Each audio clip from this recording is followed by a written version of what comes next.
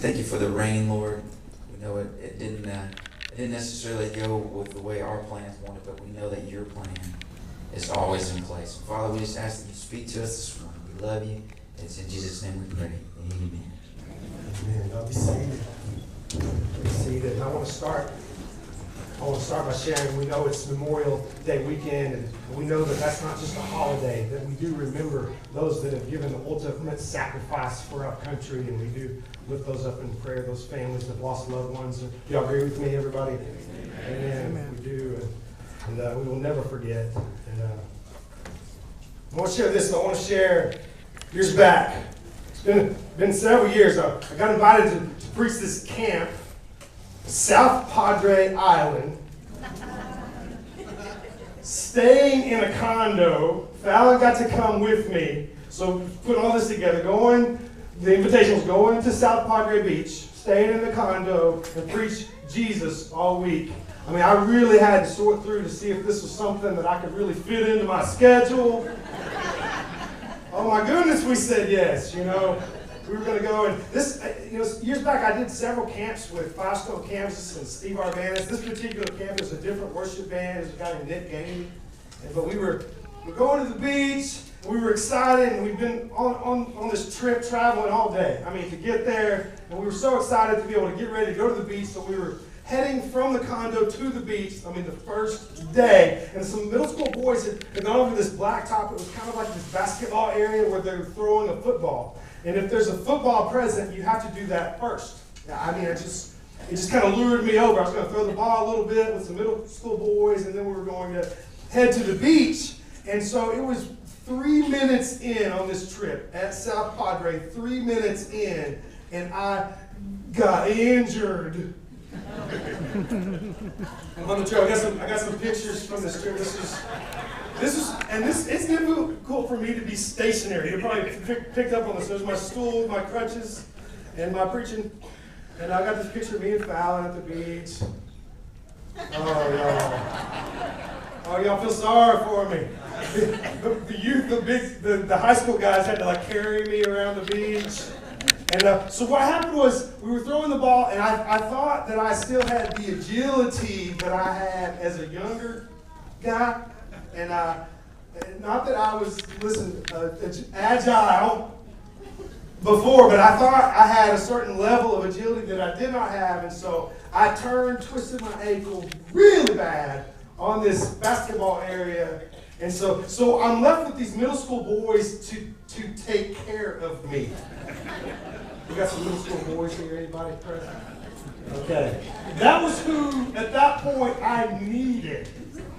Understand? And so they got me back to my condo, and I was not able to walk at that point.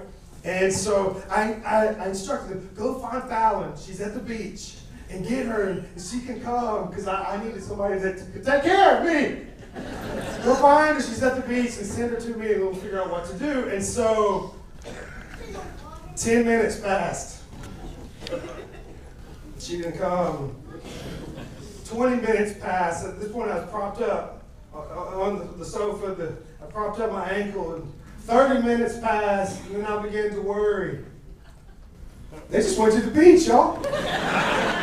The boys went to the beach. They did. They went to the beach. They swam in the beach. They were playing in the water. And then as they were leaving, one of them saw Fallon in the corner of his eye.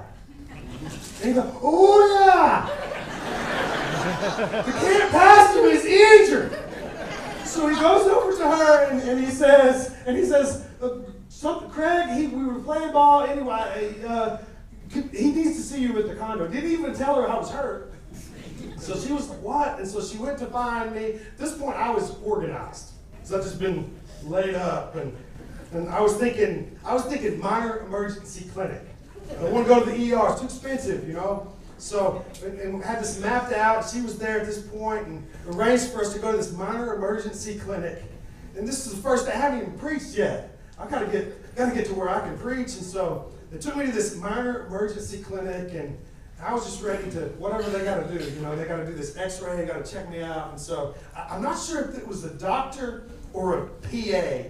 I'm not sure, but there was a lot of people there in this clinic, but it seemed like they were in a hurry. I'm not sure. But this is what happened. When it was finally my turn, they had me stretch out on this. I'm not sure what it was. They had me stretch out, and then they had me stick my ankle out. This was before the x-ray. Just take it to be x-ray, right? But she wanted to check on it, and so she grabbed my ankle, and Fallon's present here with me, and she had to hold it in on this one. And they decided to check and see how bad the damage was by doing this. Ah! Like that. Okay? And then she asked, did you feel that?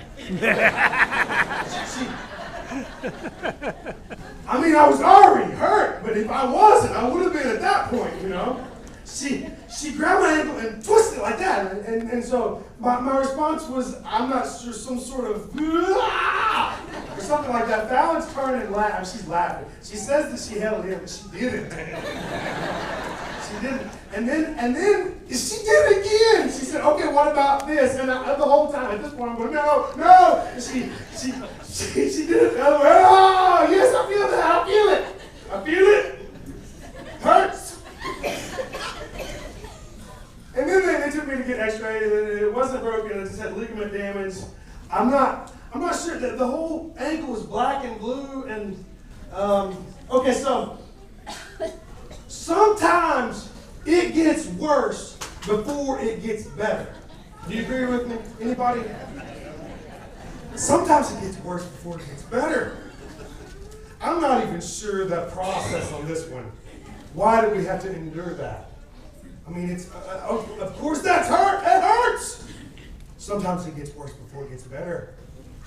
And I know that's probably been true in your experience. I've seen people come through hip replacement, knee replacement, and then they're in a lot of pain, and it's worse, and then it gets better. You know, sometimes it gets worse before it gets better. Let's just turn to the scripture. I want you to turn with me to Mark chapter 5. And then it got worse, but it hadn't got better yet. There was a lady who had a 12-year ailment.